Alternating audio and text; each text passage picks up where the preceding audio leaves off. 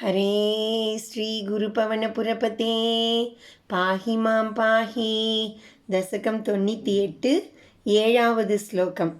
பூஷாசு ஸ்வர்ணவத்வா ஜகதி घटसरावादिके मृत्तिकावत् तत्त्वे सञ्चिन्त्यमाने स्फुरति तदधुनाप्यद्वितीयं वपुस्ते स्वप्नद्रष्टुः प्रबोधे तिमिरलयविधौ जीर्णरज्जोश्च यद्वत् विद्यालाभे तथैव स्फुटमपि विकसेत् कृष्ण तस्मै नमस्ते.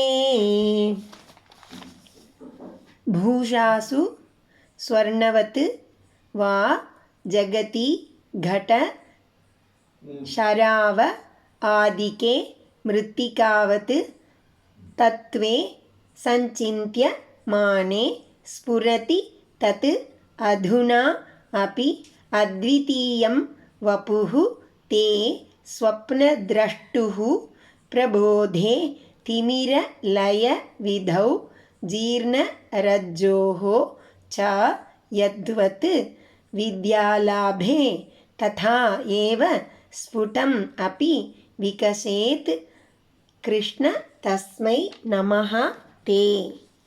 தத்வே தத்துவத்தை சஞ்சிந்தியமானே நன்கு ஆராய்ந்து பார்க்கையில் பூஷாசு ஸ்வர்ணவத்வா நகைகளில் தங்கம் போலவும் கட ஷராவ ஆதிக்கே மிருத்திகாவது பானை தட்டு முதலியவற்றில் அவற்றின் அடிப்படையான மண் போலவும் ஜகதி இவ்வுலகில் அதன் அடிப்படையான தத் அத்விதீயம் இரண்டாவது ஒன்றில்லாத அந்த தேவபுகு உனது திருவடிவம் அதுனா அப்பி இப்போதும் கூட ஸ்புரதி விளங்கிக் கொண்டிருக்கிறது.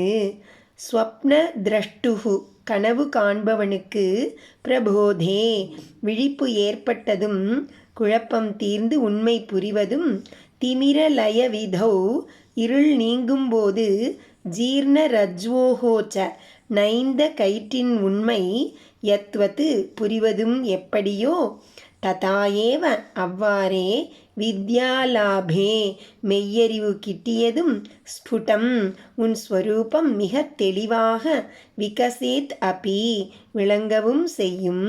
கிருஷ்ணா ஓ கிருஷ்ணா தஸ்மை தே நமஹா அப்படிப்பட்ட உனக்கு நமஸ்காரம்.